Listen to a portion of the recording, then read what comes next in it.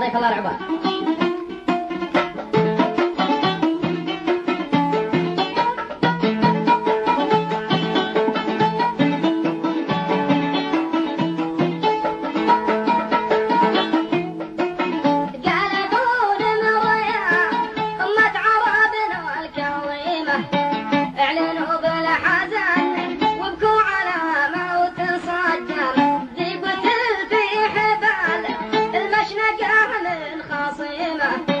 في صلاة الضحى قاموا بتان في ذا العدام، قتل صدام يوم العيد أكبر جريمة، يغضب الله من هذا المغاضب والإجرام، مصرع الليث في داخل شباكه هجيمة، هزت الكون كله والعروبة والإسلام.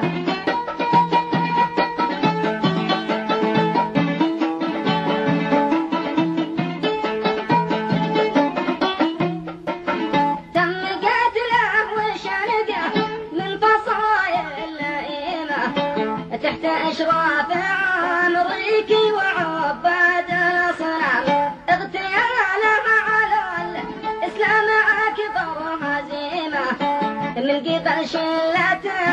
شيطان في يوم الحرام، ربنا بينزل نار فيهم جحيمة، وكل من شاركوا في قتل فارس ومقدام، ندعي الله يجعل عسارهم يتيمة، والحكيم إلهي يجعل أولادها يتام، مثل ما يتموا اسرع عريقة حكيمة، بايع حطمهم الباري في الوقت حطام، يا رجال العرب هذه جريمة وخيمة، عرفي صفحته تحكي للأيام، أين دم العروبة والرجال العظيمة، ذي مسجلهم تاريخ من عام الأعام.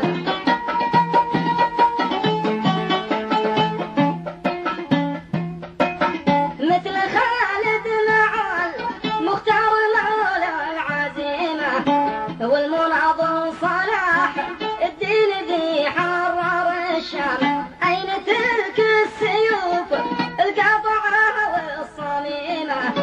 تاخذ الثار من شله قبيحة وحكام، تم صدام ذي باحوه من دون قيمة، عار لا ينتهي حتى يكون القضاء،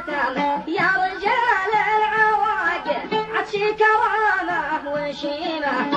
تقتلوا ذي قتل صدام واهله والعمام، لعن الله عليه